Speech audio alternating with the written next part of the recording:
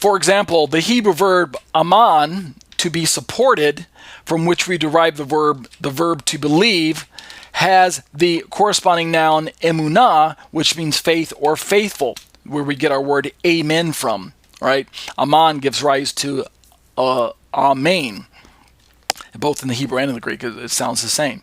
The point is, for this first example, the verb and the noun have this nice little relationship one with one another. They evoke similar concepts from one another. Likewise, Tim Hegg says, the Greek verb pisteuo, to believe, like we looked at in the John passage, pisteuo, to believe, has the corresponding noun pistis, which means faith or faithful. Unfortunately, many English readers do not realize that believing or having faith and being faithful all derive from the same word group, whether in the Hebrew or the Greek, right? So that's part of where I'm stressing tonight, and the emphasis that I'm trying to make in this discussion about believe in God, believe also me, John 14, verse 1. The way I see it, faith and faithfulness function as two sides of the same coin. This is my own commentary, in that they are both precious in God's eyes. Don't misunderstand me. I'm not saying that we're saved by works. I'm not saying we're saved by our faithfulness. Perish the thought. What I am saying is that genuine faith will lead to genuine faithfulness, right? It's James all over again. Show me your faith by your works, and I'll show you my faith. Showing you your faith without your works, I'll show you my faith by my works. My works vindicate my faith. Righteousness can be defined in two ways. Behavioral righteousness. Oops, sorry about that. Let's try that again. Start right there. We have behavioral righteousness, which is actually doing what is right, and we have forensic righteousness, which is being regarded as righteous in two senses. The first one, A, is that God has cleared the person of guilt for past sins. That's righteousness in the forensic sense. And B, that God has given this person a new human nature inclined to obey God rather than rebel against him as before. So we are righteous in the sense that God deems us righteous because of what Messiah has done on our behalf and our faith in that Messiah.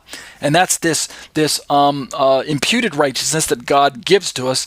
And then within that gift of imputation of God's imputing his very righteousness to us on Messiah's behalf, in that imputation, we also receive a new nature, so that the old nature, which is inclined to sin, takes a backseat and should indeed become less and less prominent in our lives, because God has now given us the gift of being able to, and the desire to actually follow after him and his righteousness.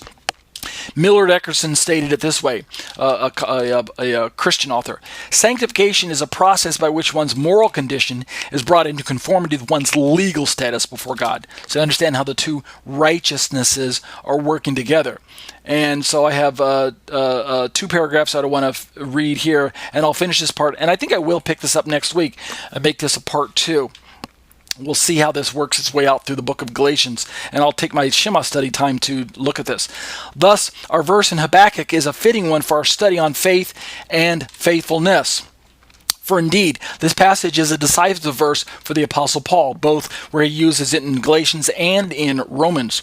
Here, the famous phrase, "the just shall live by faith," must be understood from the original context of Habakkuk to mean that the righteous person lives on the basis of his faithfulness. Understand what I'm saying there? The righteous person lives on the basis of his faithfulness.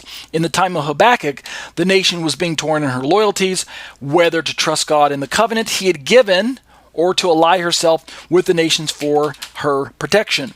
Habakkuk's statement is made with this in mind. The righteous, that is, those who have faith in God, will live, that is, be protected and sustained, by faith, that is, by demonstrating a faithful trust in God and his promises. You will demonstrate that you have genuine faith in God by maintaining your faithfulness to God through covenant obedience.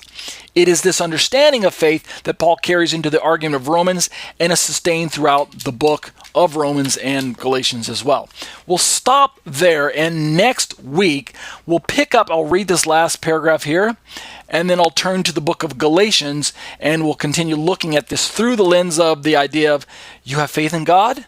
Well, then you must have faith in me. We'll make it a two-parter this time. Very unusual. Yeshua says, let not your hearts be troubled in John 14:1. Believe in God, believe also in me. Yeshua uses the same Greek word to talk about believing in God. Pisteuo te eiston theon. Believe in the God, literally in the Greek. And kai eis me pisteuo. Believe also in me, or and in me believe. Believe in God, believe also in me. The also there is implied, or we could say it's and there are also in me believe. It's the same Greek word that we looked at earlier, Strong's number, here we go, Strong's number 4100, pisteuo. We're playing with this idea of pisteuo, the verb, and pistis, faith, or believing, or pistis, the noun, from which we get the verb pisteuo, the belief, or something like that, the believing. And we'll pick this up next week, but that'll do it now for our Exploring the Shema discussions on the issues of Trinity.